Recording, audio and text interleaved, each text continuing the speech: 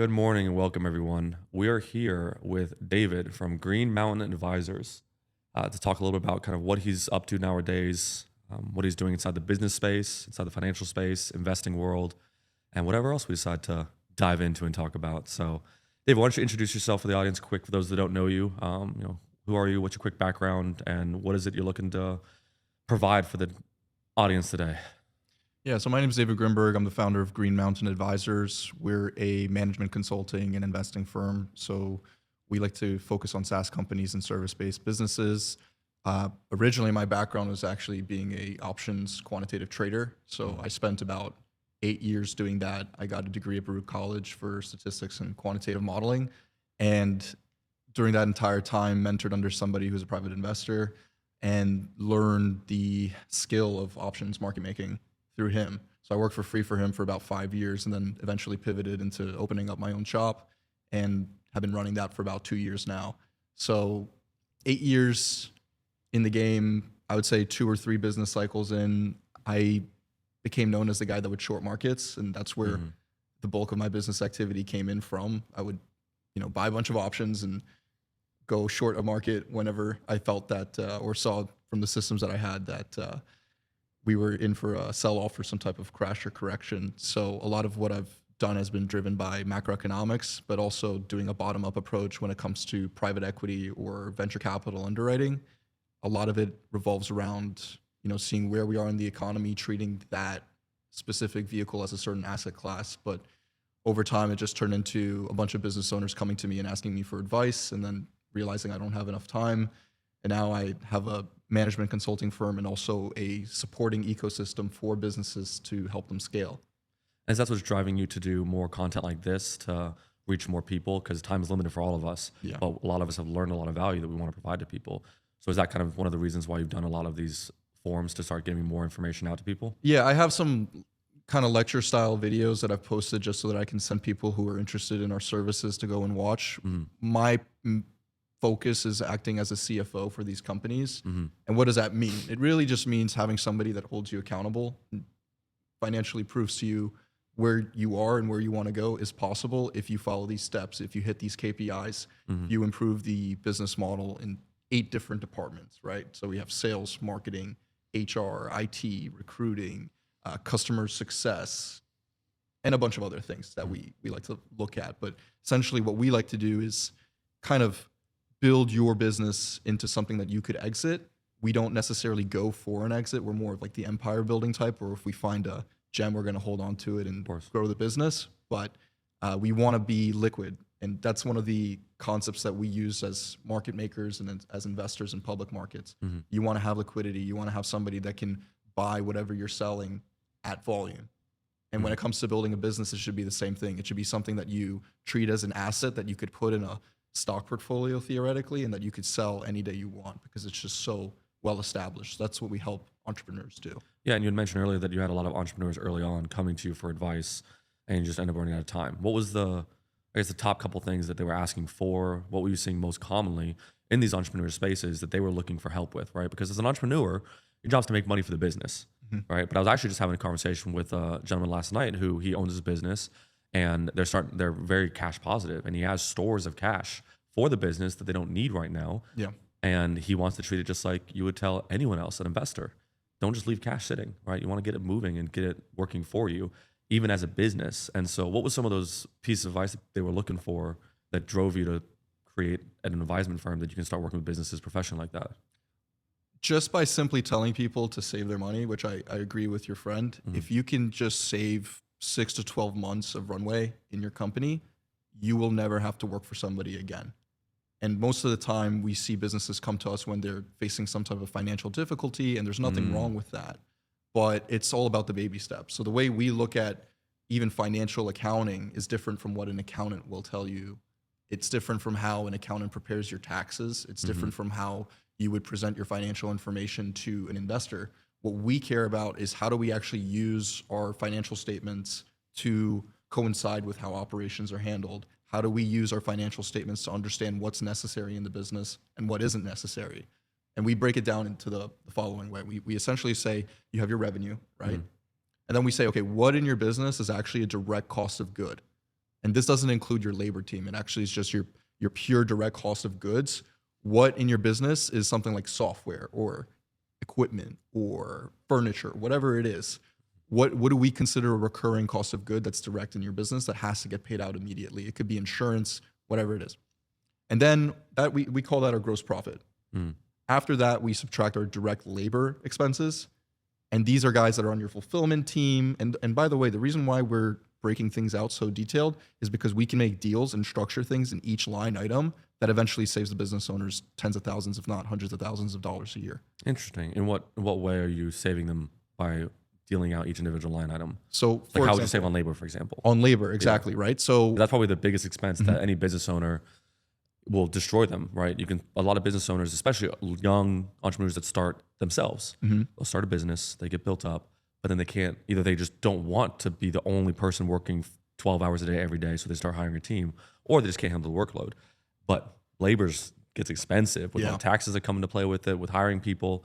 So I have to imagine that's got to be a huge, attractive conversation to say, hey, I can save you on labor. But how do you do that without just cutting workforce? Now, it's industry specific, of course. Okay. I can't do the same thing in construction that I can do in software or service-based businesses. Okay. But what we like to do is, right, by the way, immediately after we get our gross profit figure and we subtract that direct labor cost, we get something called a contribution margin. And to us, that's the real revenue number, right?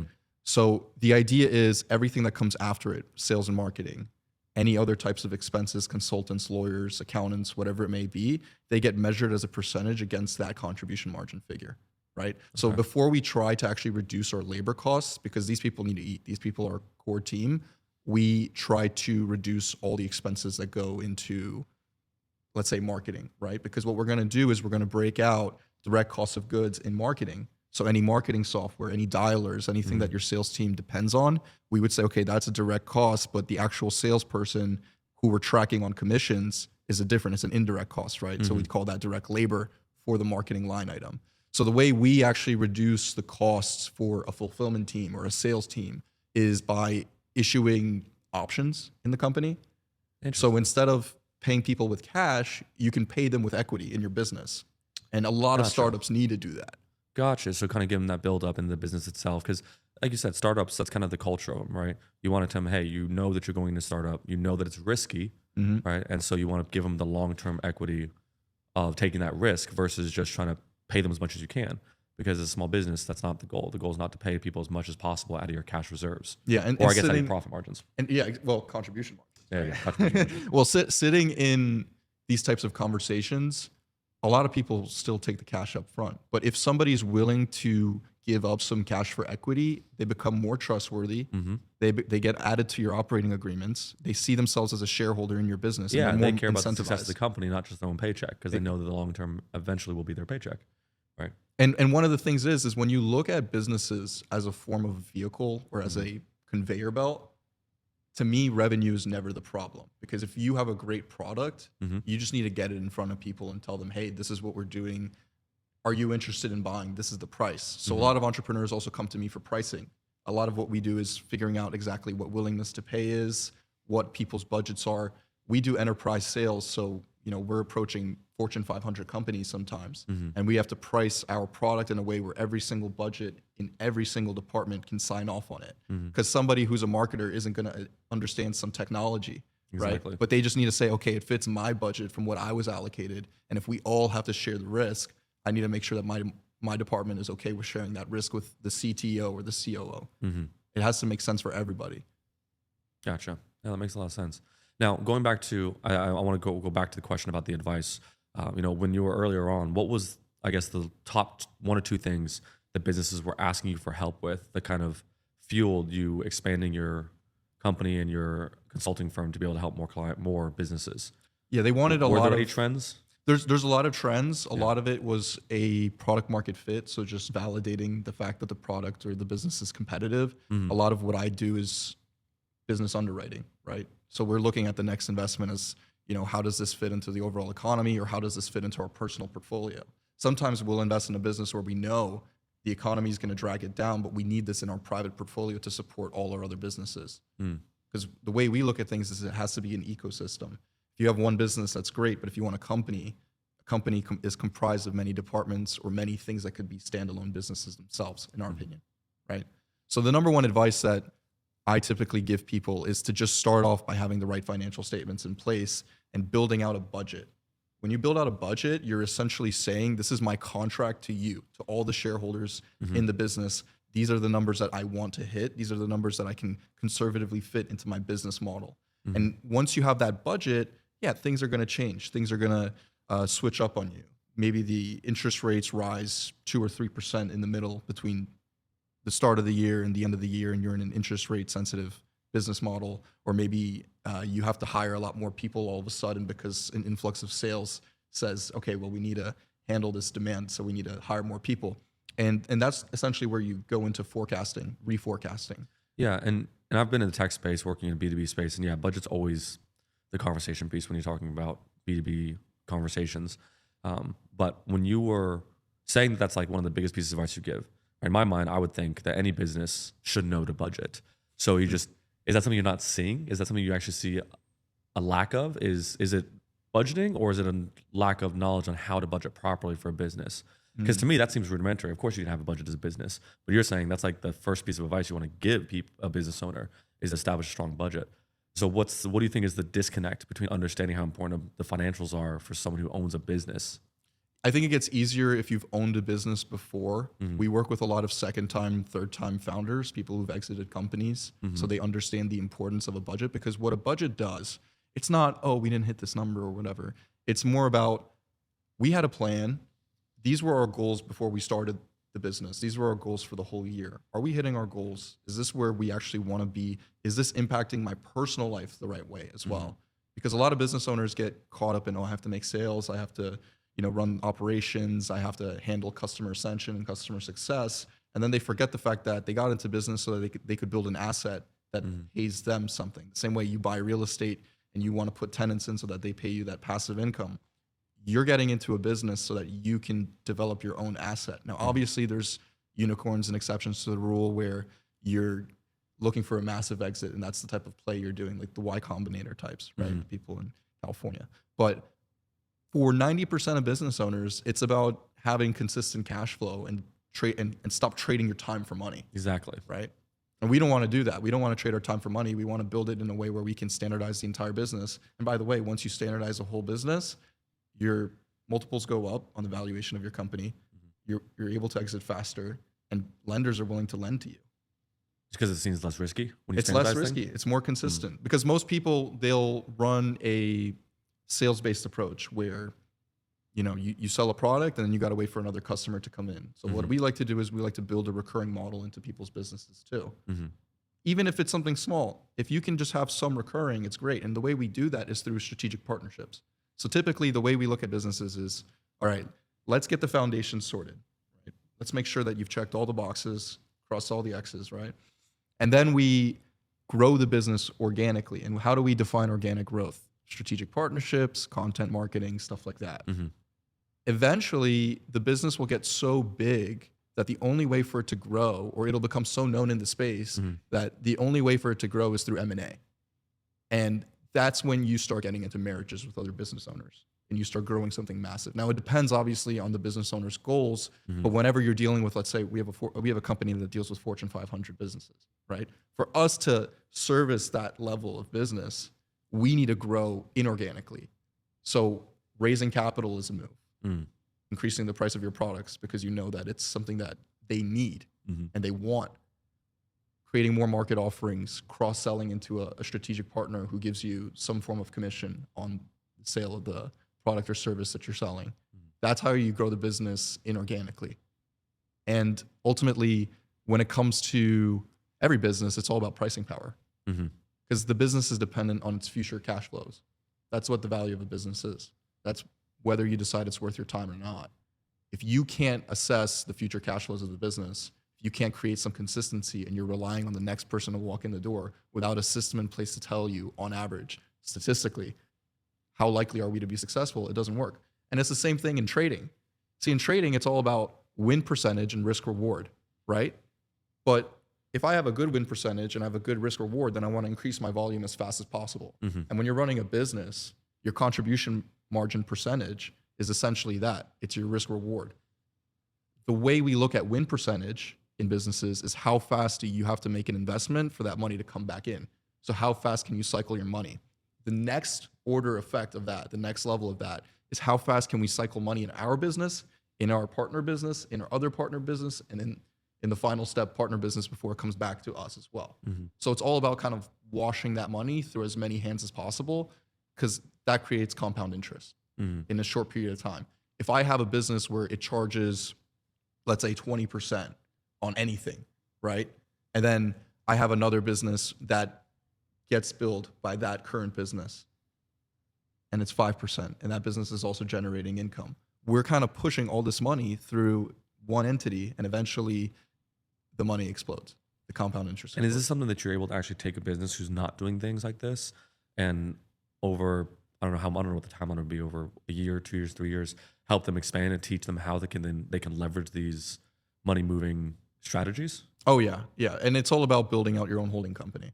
So what we try to do is we try to find what your core business is, and then we try to find complementary businesses to either partner with or help you acquire. So we're dealing with sophisticated business owners, but we'll also look at a company that's doing, let's say, $500K a year.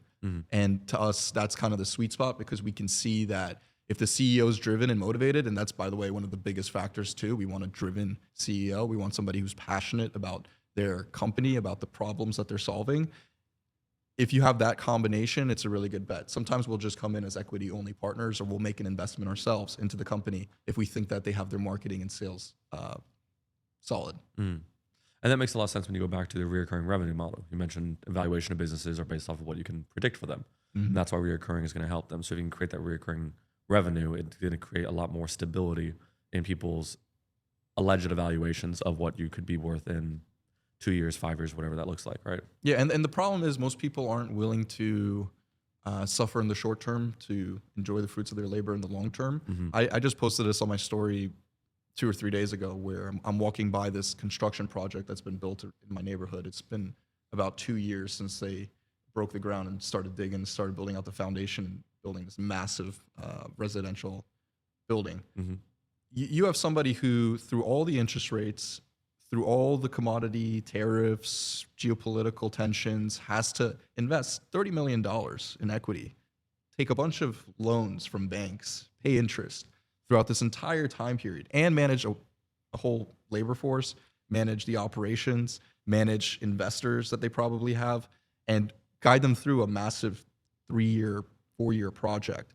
And most people, when they want to start into a business, because that's where I'm assuming we're going, most people, when they want to start a business, they think that 3 months, 6 months, 9 months is so much time, but it's not. If you want to go into business, and this is what my mentor told me when I was starting my practice, he asked me, he said, "David, how long do you want to be in business for?" And I was like, I think I want to be in business for the rest of my life, and I want to keep doing this business for the rest of my life. So why am I rushing? Why don't I just do it right the first time? Measure twice and cut once. Yeah, that's an interesting concept. Have you ever heard of the author, speaker, Simon Sinek? Yeah. Yeah. So have you read his book or heard him talk about the infinite game? I think I'm familiar with the concept a bit. It's basically what you just said. It's a really, really cool concept in business. And I think what I like so much about Simon is that he takes really complex business conversations and he can simplify them, and people can even take lessons for their own personal life or for their business or for relationships even sometimes. And so his entire concept of the infinite game, without going down to like the nitty gritty of it, is simply that it's never supposed to end. What's the goal of business? To stay in business. It's not to do whatever it is you're trying to do, right? That's the mission. But the goal of any business is to stay in business, even if it's to exit. Because if you exit, ideally someone else just takes over and then they stay in business and it keeps running. And so when he looks at some of these massive companies like Google, Apple, Microsoft, and all these different competitors, they understand that, right? Their goal is not to win. Their goal is to stay. And staying equals winning. Yeah, I think that ultimately when you look at a company, the most important part of it is the people that you're working with and the satisfaction that your customers have using your product or service. And if you can just keep repeating that process, keep showing new customers and keeping your current customers, you'll have a great business. The problem is most people try to rush things, or they try to cut corners, and they're not willing to take all the baby steps that it takes to build something that people walk into, like the studio, and say, man, this is super professional. I enjoy being here. I want to keep coming back. And it's tough because they'll never tell you that they don't like your product or service. Oh, of They course just not. won't come back. Yeah, of course not. Right. Customers never to give you the feedback you're looking for unless they're angry. And then, of course, they'll tell you their full opinion. Yeah, and Right. if they're angry, you've already messed up. So some of the Exactly. stuff that we do to mitigate that risk, especially in software, because software is all about recurring revenue, we try to ask our customers, how likely are you to recommend our product to somebody else? How likely are you to tell other people that we have something that they should use themselves in a way where they don't feel threatened about the fact that they're using that product or service? So for us, distribution is key, but distribution in a way where people are proud and happy to use our product and service. We have a company that recently got audited by KPMG so that we could be on a certain platform, because they demanded that type of audit to make sure that we were serious. And just by having that KPMG stamp of approval, it created authority in the business, it created trust, and that's what people are lacking nowadays. There's a lot of mistrust in the business environment. So if you can cultivate trust and show professionalism and show that you care, which you really should be if you're in business. You're in business to serve other people. You're in business to make somebody go from a period of pain to a period where they feel more comfort. And the transformation is where you get paid. You get paid on the trust that you're going to deliver on it.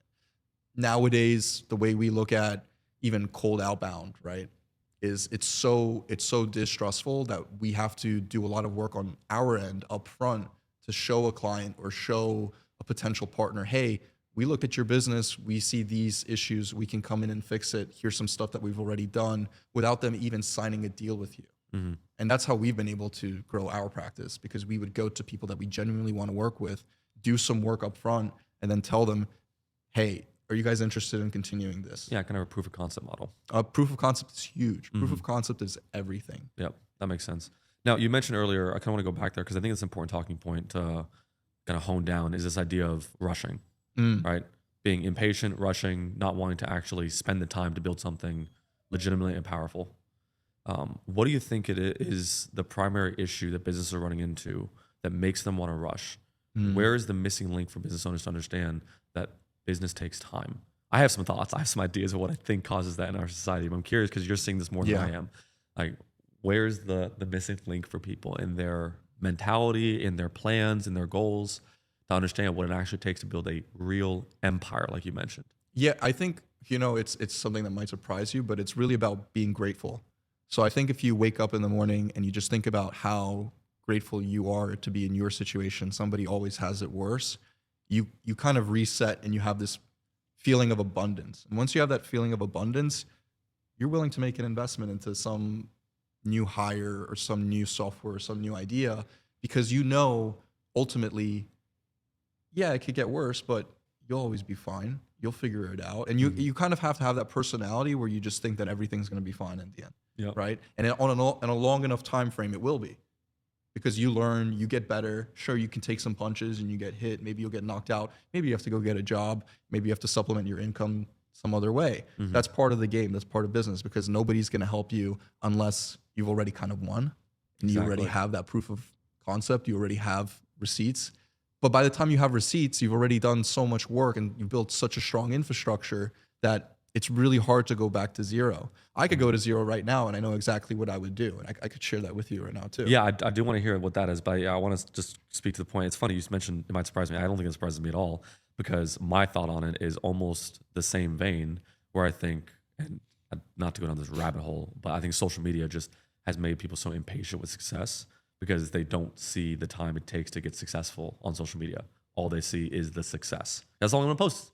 No one posts the grind. If they do, it's highly edited and it's to romanticize the grind. Yeah. A lot of people don't actually realize what it takes. And so when they're not getting the results of social media, then they get impatient and they get ungrateful.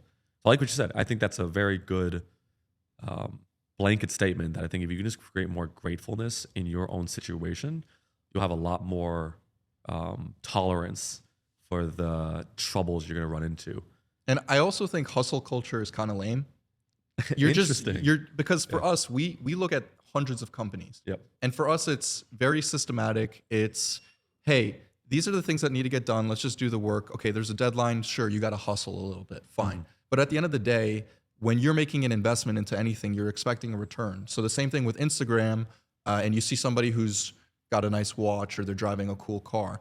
There's a clear distinction between somebody who understands from a mature level that that car is an asset. It's something that actually won't lose value. They understand that it's very difficult to create a dollar, to create value, and they have to and after a certain point with a certain degree of maturity, you understand that everything you use shouldn't cause a severe loss. You shouldn't really lose a lot of principal whenever you make a play. So there's there's plays like car hacking or certain types of watch buying where the assets will appreciate or hold their value. And anybody who understands that business anybody who understands that entire culture, even with traveling, they understand that it's a game. There are certain steps that you have to take in that game to enjoy things responsibly. But most people see on Instagram somebody's posting a Lambo or somebody's, flexing a cool watch, but they don't realize that to get that appropriately, it depends on strong cash flows, right? Yeah, and that's where I think I agree with that, Manson. The hustle culture has created a little bit of a toxicity in our youth because it is kind of easy to accidentally come into money nowadays. Yeah. Which is not like they don't work hard, but it's not the same. Like you don't have to build a cash flow business to get rich. Building wealth is different, but getting rich is a little bit easier than it used to be. And if you haven't learned those life lessons to understand the value of what you've built, then there's no value behind it. And then they tend to not be smart with that. Yeah, riches. It's crazy because between all of our companies that we hold in our private portfolio, we have about 150 to 300 employees. I could have gone and bought out a Lambo right now. That's like 3 months, 2 months, 1 month of payroll in certain businesses. So it's not impressive to start saying, oh, look at me, I've got this cool car, blah, blah, blah, when you're talking to a business owner who has 1,000 employees, 3,000. That means that's somebody who's built something that's valuable where other people are paying his business money and he's providing for people, he's providing for families. He's doing all the steps before enjoying the luxuries. And after a certain point, typically in a good year, or when your accountant says, hey, I need to get you a write-off or something like that. We got to go buy a plane, or we need to go on a company trip or something to reduce our tax burden. That's when you start to see the responsible business owners start to accumulate those types of assets. And ironically, the way the economy is right now, we're seeing a lot of people who are over leveraged and not building wealth, not building real sustainable businesses that other people really want, start to go under, start to have to sell off their cars, sell off their watches, and they have to start living more conservatively and frugally. So it's kind of like nature has this natural balancing power that'll say, all right, you want to enjoy your time now? Cool. But in the next, you enjoy your life for 3 years, but then the next 6 years, you're gonna have to be very, very conservative with your money, or you're gonna have to go and start back from zero. So it corrects itself. This wraps all back around to your basic statement that rushing into business is going to be dangerous. Rushing any part of the business is where you're going to start to fall down if you're not actually trying to build something for the long term. The moment we see an entrepreneur come to us for an investment, or they want to partner with us, or they just want to come on as a client, I've had a lot of clients where we just said, hey, this isn't working out, we're not going to keep working together. And it took me a while to learn that, where I'm very selective now with who I even bring on, because culturally it has to be somebody that I'd want to work with in person, but also go out to dinner with that night. Somebody that I want to spend more time with outside of the workplace, because work is just a means to an end to a certain point. I believe that philanthropy and having a cause that you actually care about outside of the workplace matters more than the business that you use to serve other people, which you are transforming other people's lives, but you should give to charity. You should give back to your community instead of constantly spending money on the next shiny object. So what I like to do, and it's a Jewish cultural religious practice, is to donate 10% of your income to charity or to some type of cause that isn't driven through B2B services, right? I think that that's really important and helps you stay grounded, and it also helps you stay grateful. Even volunteering on the weekends, which I don't do, honestly, maybe I should. Volunteering on the weekends is a way of doing that if you can't financially afford to do that, right? Yeah, I think, because in the Christian faith, I mean, we're like basically cousins, not even close to that from the Jewish Christian faith, but yeah, it's the same thing, right? And not to go down that rabbit hole too much, but yeah, I think this idea, and it wraps back around to gratefulness, like you mentioned, is if money means so much to you to where you can't part with 10% of it to give back, do good, or just sacrifice it, then are you really grateful or are you greedy, right? And I think that mindset is very, very important. It's something I've always tried to protect very carefully is how much am I willing to go against or to do to keep my money? Mm-hmm. And I try to not let that line be very far, right? I want to be gracious. I want to be willing to let go of my money easily, not feel like I always have to hold on to it with every fiber of my being. And so that's why I think that 10% rule is such a powerful rule, because in reality, it's not actually a rule. It's kind of a suggestion that was made in Old Testament times to help the priesthood and yada yada yada. And so there's not really any hard and fast thing that says it has to be 10%. Yeah, I know a guy who he's a billionaire and he donates 80% of his income minimum every year to fighting sex trafficking. Yeah, they're all evil. Yeah, terrible. But yeah, exactly. And that's funny enough. That's actually why I want to build wealth, is to be like that, right? To be able to just do more good with it. But I just think if you don't start off your career in the small times when you're not making a lot of money, understanding that your wealth cannot control you, I think it's a very, very easy slope to slip down. Oh yeah, you go on the hedonic treadmill and you can't stop. There's I think it's a Christian saying where it says that, Satan doesn't rest, so you can't outwork him that way. Satan doesn't have any financial constraints. Satan is always working, and the only thing that Satan lacks that you have is humility. So if you can stay humble and respect the fact that other people have accomplished far more than you, and that other people would kill to just have the opportunity to do what you do, you wake up in the morning knowing that you have to do work. You have to, if you're healthy, if you have people who depend on you, even if you don't, you do need to help out other people and help other people transform their lives into a place where you're making the world a better place. Yeah, it's about having impact. And that's something that I think shifted a lot for me. I always wanted to have impact in a very different way than most, kind of in the background. I'm going from a military perspective and stuff. And so learning about the mission of having impact and deciding what your impact needs to be as a man, especially, was enlightening for me and invigorating to kind of give me that drive to push myself into doing things that I normally would never have done, like this podcast style conversation, for example. Let's go back though, because we said we were going to go to it. I think that your viewers would love to hear, because you're fairly young. We don't have to bring out age because it really doesn't matter, but you are a fairly young individual, especially for what you've accomplished. And anytime someone who's accomplished a lot says, if I went to zero, I could do it again by doing X, Y, Z. Yeah. Catches attention. Yeah. It's always interesting to know, right? It's like that age old, like fun mind game which you'll play, or thought game you'll play, where it's like, oh, if you could go back, 20 years and have all the knowledge you had today, would you do it? Or what would you do differently if you had the same knowledge, but you were 20 years younger? And so kind of the same concept. So yeah, if you went back down to zero, right? You didn't have the capital to go into options. You didn't have the capital to move around. You didn't have the mentor to help you build it out. What would you do? What would be your steps in the next 2 years to rebuild wealth? Yeah, first thing I would do is I would get a W-2 job.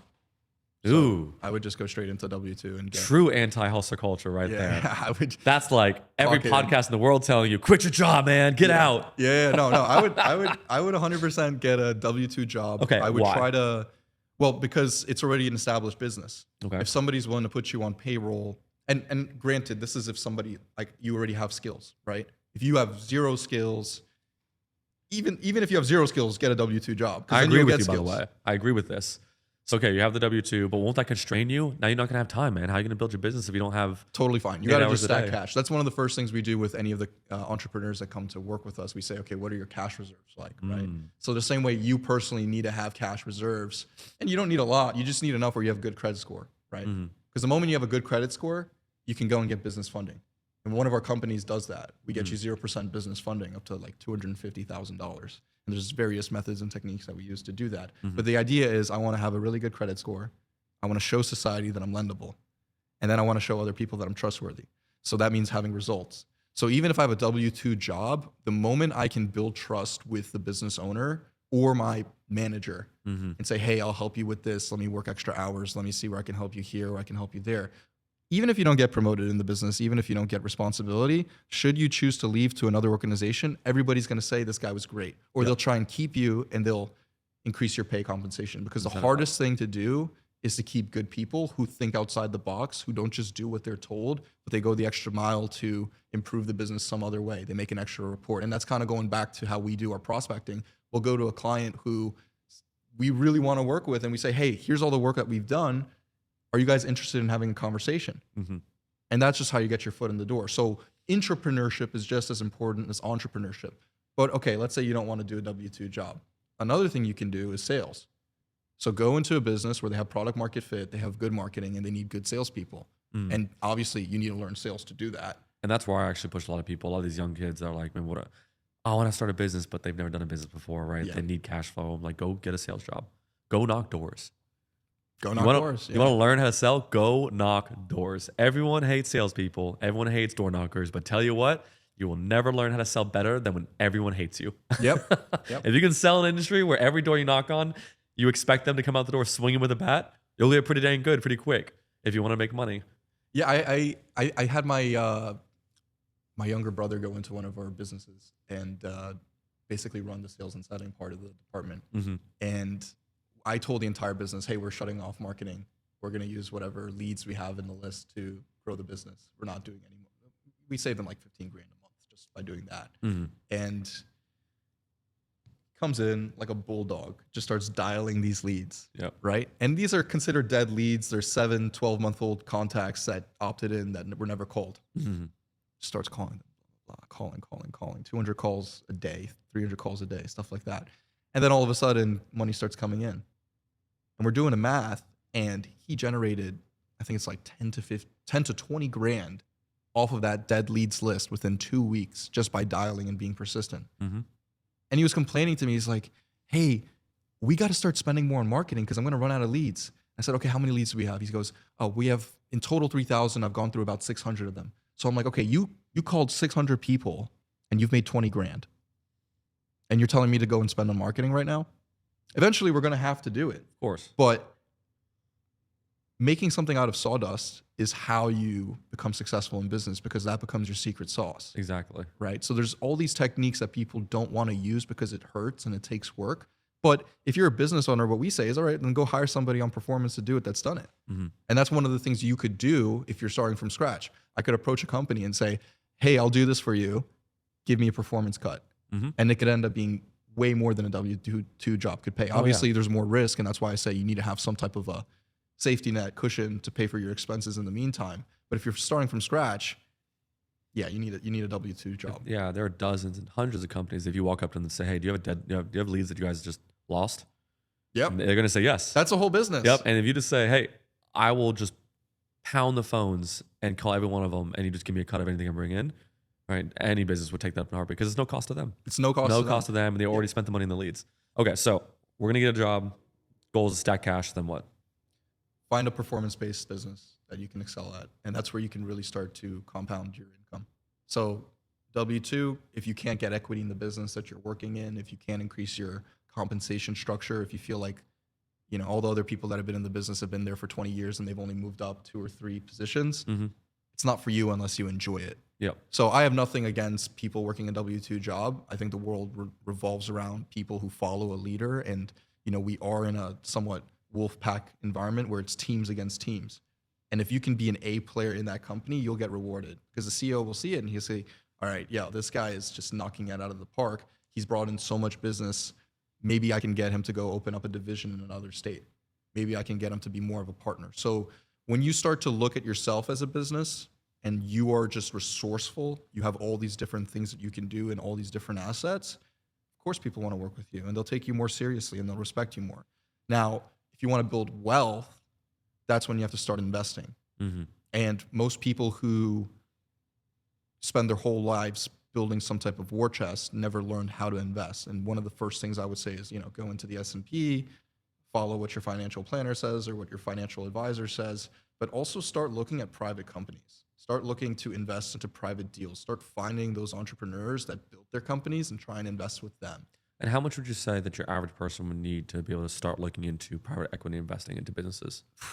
It depends on their cost of living. But from like a cash reserve standpoint, how much would they need to put aside before they can say confidently, okay, let me start actually looking for businesses to see that where I can do some, I would call that like kind of almost like a level of angel investing. Yeah. Where you're just trying to put some money to work somewhere in businesses that are needing cash, right?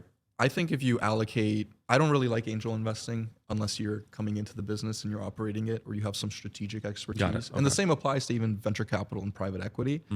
But what I like to see is maybe 20% of a portfolio in private assets like that, maybe private credit, stuff that can cash flow in a way where there's some tax benefits to it. Obviously, you will have to pay a management fee and probably even a performance fee if you want to work with the best of the best.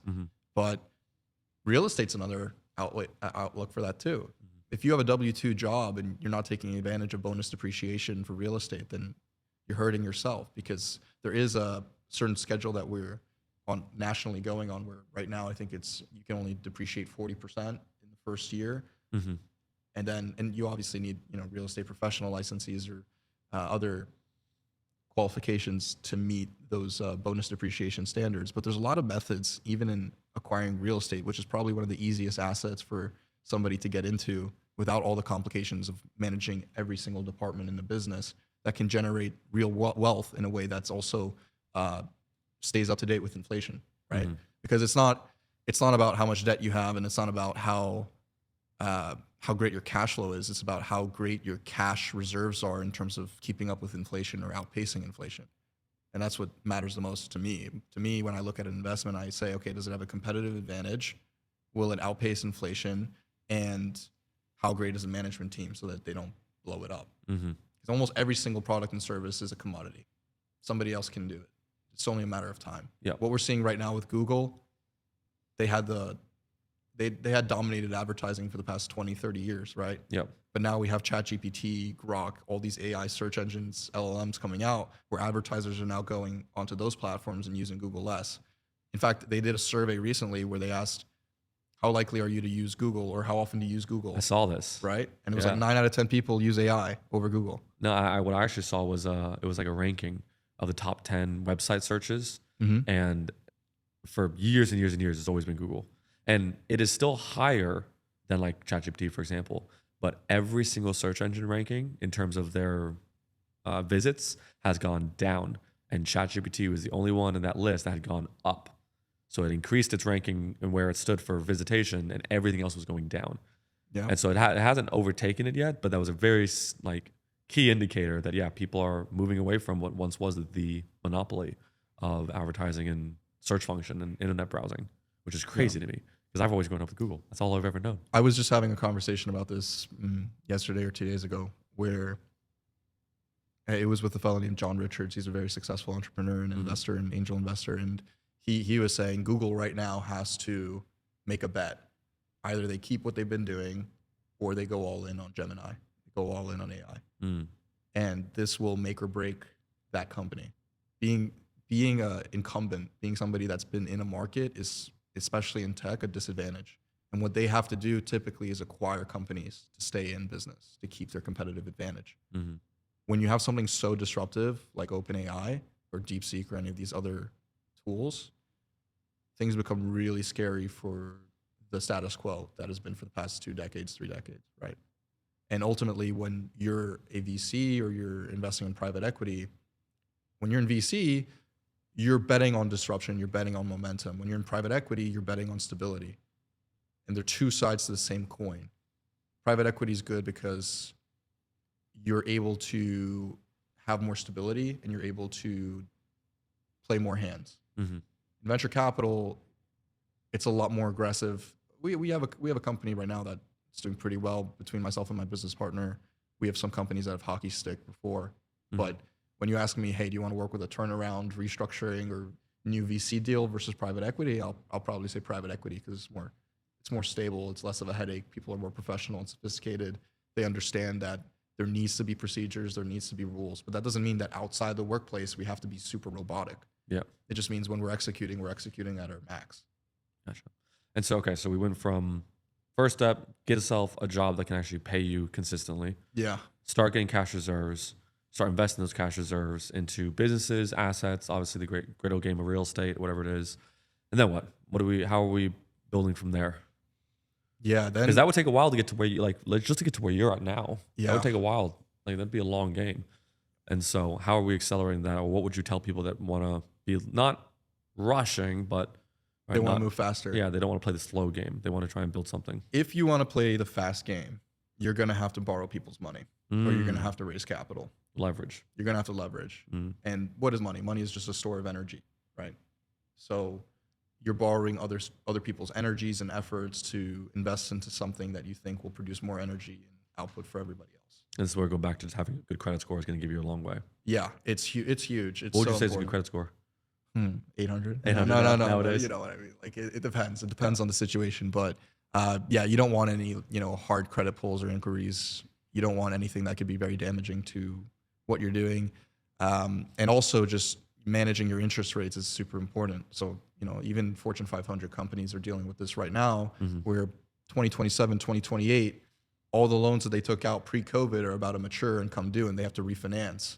So the whole subject of interest rates right now is super critical because some companies are about to get locked into terms that are not very good for them. Not very And it changes the way they allocate their capital, because if they have to pay a loan because they've been leveraging and they've tried to get places faster, they might have to fire some people to keep paying that loan because they're not generating enough revenue, right? So you can get too big too fast and then blow up internally. I've seen that before. I've seen people borrow their way into bankruptcy.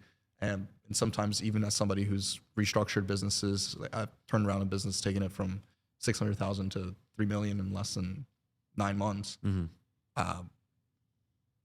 Sometimes you just can't save the patient. Isn't it funny how human psychology tends to be human psychology no matter what realm we're working in? Earlier we were talking about over leveraging in just personal lives, buying fancy toys.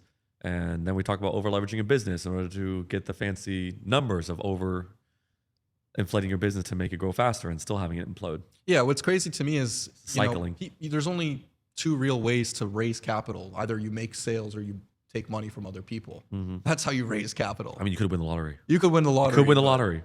But you Powerball is always like 300 million or something.